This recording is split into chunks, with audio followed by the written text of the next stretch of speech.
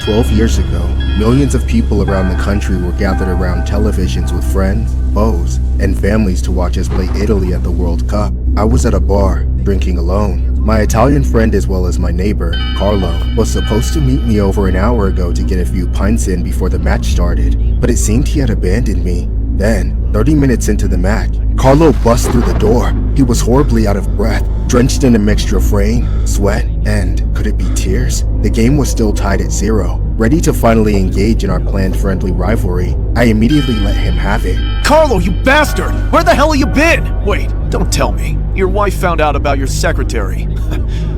Sounds like I struck a nerve. Go! Let's go, Italy! Yeah! You gotta be kidding. The moment Carlo showed up, Italy scored the first point. The room was dead quiet except for his screaming. I couldn't even remember what I had just been saying to him. Luckily, by the time he dried off, sat down and ordered a drink, England had evened things up. For the next 20 minutes or so, the game stayed tied, and conversation with Carlo remained awkward. Even his cheers as Italy scored again and began to carry the game to victory felt oddly forced. This is the best football match ever! Woo! Well, you're entitled to your opinion, mate. Before long, it became clear that England would lose. Despite his country winning, Carlo had caught up and seemed determined to keep drinking. He even offered to buy shots. I couldn't turn down a free drink, so I went in with him. But then one round of shots became 2. By the third, I had to tap out. But Carlo was resolute. He continued to drink hard liquor on his own. As I watched with increasing concern, I was already too intoxicated to remember exactly how many he ended up drinking.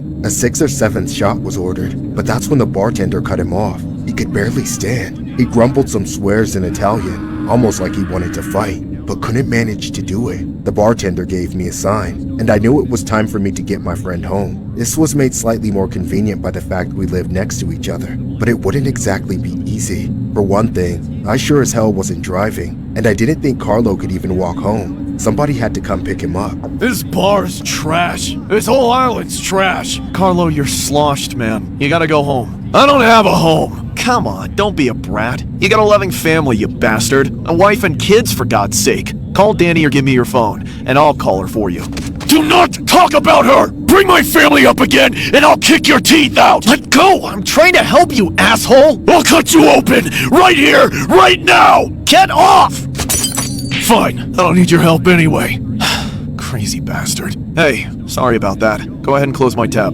Carlo forgot his keys when he stormed out, but I knew he needed time to cool off. I figured if he made it home in one piece, his wife could let him in. Maybe 20 minutes later, I left the bar myself, stepping out into a drizzling, muggy night. I walked the same path that Carlo would have walked, half expecting to see him passed out in an alley at many points, but I never saw him. When I arrived home, I walked down to Carlo's door to give him his keys and smooth things over.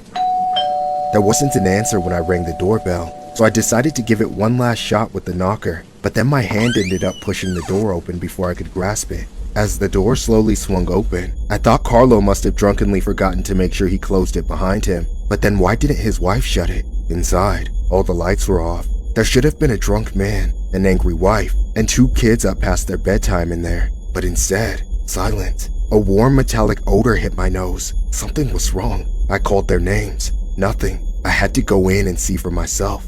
I stepped through the door uninvited. Nobody was there to be frightened or chase me out. I only made it around the first corner before I found them all in the kitchen. Carlo's entire family, his wife and 2 children, had been slaughtered. Their bodies were cut open and their blood was splattered across every surface, and Carlo was nowhere to be found. I suddenly realized he had to have done this. I ran out of the house, screaming for help. I must have woken up the whole block. I could have simply called the police, but after seeing what was inside that house, how could anyone remain calm? Indeed, Carlos confessed to everything. Hanging out with me was meant to be his alibi for the crime, but the guilt must have completely broken his mind. Ever since then, the World Cup always makes me think of that night.